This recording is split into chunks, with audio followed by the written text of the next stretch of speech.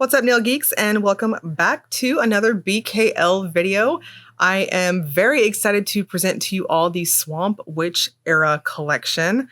I am feeling that moody vibe. We have some kind of earthy, somewhat grungy, but definitely swampy shimmers and a touch of reflective glitter and magnetics to check out. This is quite a launch, as we do have some sale information too, which I will go over at the recap of the video for launch information. This is such a fun, unexpected type of theme for spring. And when I first got the PR information for it, I was like, I am here for that. That is...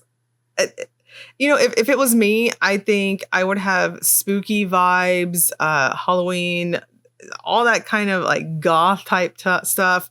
I would have that year round in terms of like just the general vibe and stuff. So I don't know. It was just, I like unexpected and I like makers thinking outside the box. So I'm definitely here for this.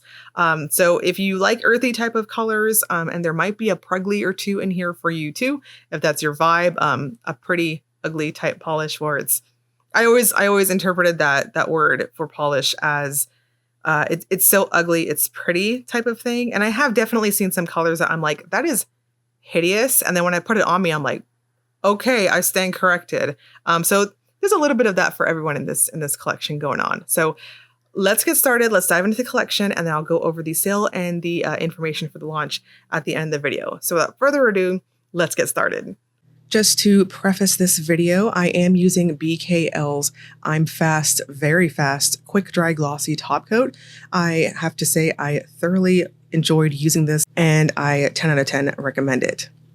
Terrifying Visage is a muted amber with glowy cobalt shimmer. This is what I would describe as being a sheer type of finish if you have falsies or if you have any type of smile line on natural nails, what have you. I think you'll see through it. This is beautiful for building and for a softer, neutral type of look with a little bit of a foily type of sparkle, in that the shimmer is what I would classify as being larger particle, so it almost gives you that glistening type of effect. I'm going to suggest 3 coats, a possible blurring base coat, your preference, and a glossy top coat to seal this one up.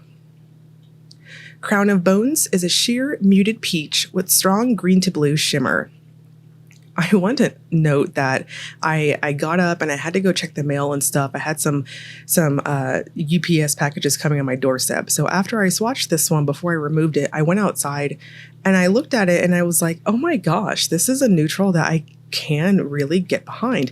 I thoroughly enjoyed this against myself, which is so unusual, as I typically hide away from neutral types of colors like this, but it almost leaned like a pale type of nude against my skin tone. So I don't know, maybe if you are medium to deep skin tone, don't shy away from it. It was really interesting, but this is not necessarily sheer, but it is what I would classify as a softer type of milky finish and how it builds up. Blurring base coat may or may not be your preference, and I would suggest 3 thin coats. Return to the Moss is a sheer mossy green base with blue microflake shimmer. This is what I would have to classify as being a sheer type of finish, so my disclaimer of a nude to cream or a blurring base coat of your preference may apply if you so choose. I'm going to suggest 3 light coats to build this up. It does have a touch of thirstiness, as the flakes are of the small to medium size, but they do have a bit of texture in how they dry down. Not gritty per se, but I would use something just a little bit more plumping in terms of your top coat. The BKL one nailed it perfectly in terms of me not needing a glitter smoother. I don't think you'll need one regardless, but I just figured it was worth noting. Harbinger is a flax yellow base with orange to gold shimmer and a scattering of silver light reflective glitter. I do agree with that official description. If I had to describe this one in my own words, I would agree it's a flaxen type of yellow color. In terms of opacity, I would compare it to Crown of Bones. It's not necessarily a straight up sheer, but you might see a slight peekaboo effect if you have a prominent free edge of any sort. That said, I also chose to wear this one at 3 coats and a glossy top coat. I didn't use a glitter smoothing top coat. And I know it has reflective glitter in this. However, it's one of those types of finishes where it's not a straight up reflective glitter finish. It's like a dusting of it. So I honestly thought just using the quick dry glossy top coat was enough. And yeah, it was without the grit. Feral is a metallic pewter gray. Now, this is one of those polishes that I sat there for a second, sticking the magnet up to it, and I was like, Sarah, are you sure this is not a magnetic finish? No, it is not. One should learn to actually read and trust the pure information that they're given. So we have a metallic type of finish. This is one of those large particle type of chrome-like finishes and how it dries down. Super smooth on those brush strokes. I think that third coat gives you a good idea of that. I will strongly suggest 3 thin coats. Those of you rocking shorties, you may or may not be able to get away with 2 normal coats, but I'm always going to forever suggest maximize the amount of goodies on your nails. This will dry down flat, so use a good glossy top coat. By the Light of the Moon is an indigo magnetic with lavender shimmer. At the time that I swatched this collection, it was about 3 weeks ago, maybe 4, and I did not have the handy dandy massive 30-pound magnet yet. So you're going to see the magnetics in this collection with my standard ring magnet. These will snap to perfectly if you choose to use the DRK Magic Magnetic Top Coat, like how I was doing for the longest time, or if you wanted to magnetize it layer by layer, that's totally okay too. These are very user-friendly and they give this gorgeous dramatic effect, regardless of how you choose to wear it. It is like a velvet effect in this chrome-like manner. It is just beautiful. I think my full hand shots on the magnetics give you a great idea of the movement. Bog Dweller, speaking of awesome magnetics, is a deep turquoise magnetic with seafoam shimmer. I would say it's like a sibling almost to By the Light of the Moon. They both have that velvety-like effect to them, and it's just super smooth and very satisfying. Now, in terms of opacity, I want to also point out that on both of the magnetics you've seen thus far, they are fully opaque at 2 coats, whether you want to magnetize it or leave it unmagnetized, regardless. I thought these dried down pretty flat, which is very indicative to metallics, chrome-like finishes, what have you. So I chose to do 3 coats, and I just like that thicker, plumper effect on my nails. These do dry down flat, so again, make sure you're using a good glossy top coat to kind of amplify the movement, being that it's glossy finished. Live Deliciously is a black polish with subtle purple to green shimmer and matte black flakes. This was a surprise top pick. Now, I think for top picks, I'd have to say the magnetics, this one, and then there's 2 more we'll get here in a second. Hear me out. I typically don't care for these black flaky polishes. I tend to call them spinach in a blender finishes, but this one, given that it's like a witchy vibe going on, it's like, you know, this bog witch type feel, swamp witch vibes. This looks really freaking cool with the shifty shimmer. The shimmer itself at angles and in shaded lighting gave me this gorgeous greenish type of cast. You can kind of see it on my macro shot there. This is also what I would classify as being sheer, but it's like a pseudo opacity. Also just 3 thin coats, a glitter smoother, and a glossy top coat. It was just really cool looking. Doing Crone shit is a sheer muted rose with green to blue micro flakes. Lisa of Cosmetic Sanctuary and I have a running joke that we're 2 bog witch hags and we're doing Crone shit all the time. So I got a good chuckle out of the name. Anyways, we have a very soft type of finish going on here too. I'm going to classify this one as being kind of up there with Crown of Bones, and I don't know, if say Crown of Bones and like Terrifying Visage had a love child, it would kind of be this type of opacity. If you have a free edge of any sort, my disclaimer applies here too. It's a soft type of jelly buildup. The shimmer is large particle in a microflake fashion, so it is very noticeable in person in this really pretty, almost chrome-like way. Eldritch Horror is a rich violet with glowy pink to green shimmer and subtle holographic effect. This is one of my top picks. It's beautiful and I love it to pieces. In person, it is so rich in how it builds up. It does state in the official information here that this one may bleed on the holographic effect when you use a quick dry glossy top coat. With that said, I did not use a water-based top coat, so my full hand shot shows you the BKL quick dry glossy top coat. It does state on the website that the top coat may cause bleeding for holographics, but I didn't really see a whole lot of a difference. So It may or may not be problematic with your top coat. I just wanted to throw that out there. But this polish is beautiful. For color accuracy, please refer to my full hand shot on the video as my photos lean to touch light. Herbalism is my next top pick. This is a dark teal with glowy pink to green shimmer and subtle holographic effect. To my eyes, or rather my opinion I should say, this is a cousin to Eldritch Horror, and I'm so here for it. These types of finishes are very pretty, and I love when BKL does them. She does them so well.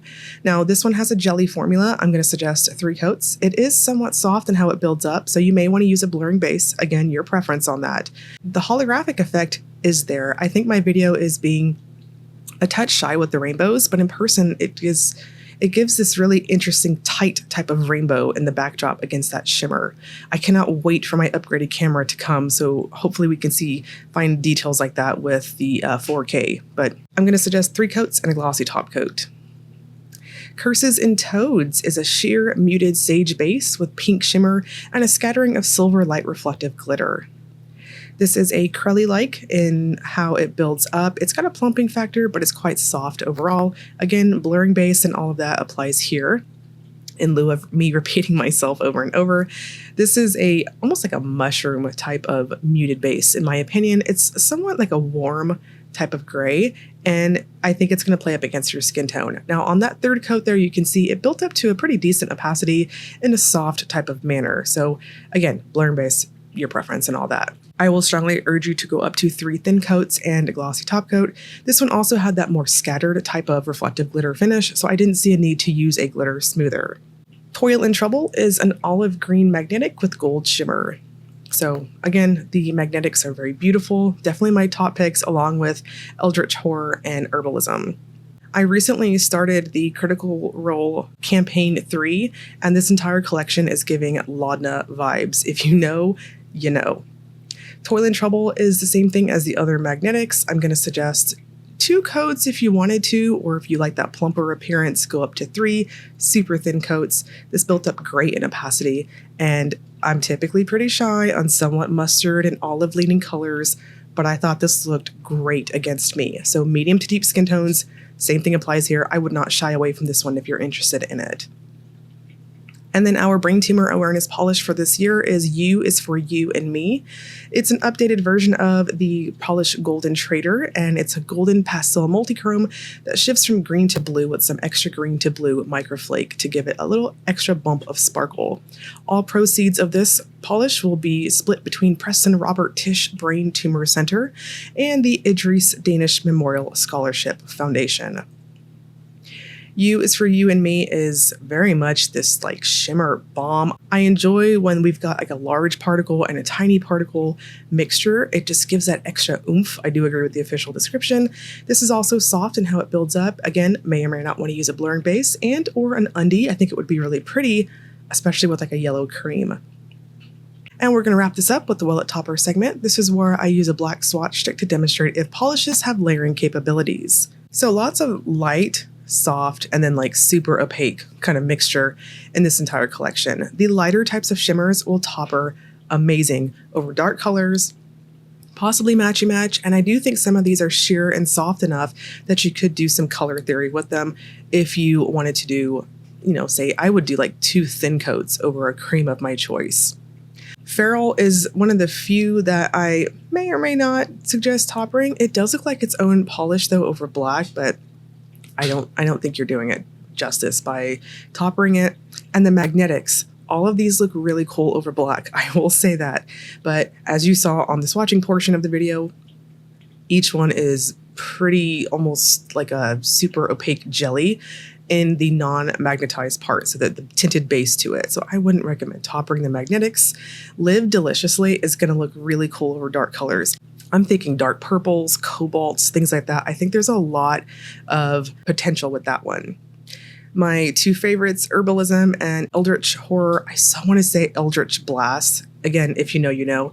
But I make myself laugh sometimes. Those 2, because they have a holographic effect, I would not recommend it. 100% you're just not doing those justice either. And You is for You and Me looks amazing over black. As I said previously, there is quite a bit of versatility with this one too. I think you could topper this one over mustards, olives, things like that. Okay, so I have quite a bit of official PR information to share with you all here. The launch itself for this release is going to be April 18th at 7 p.m.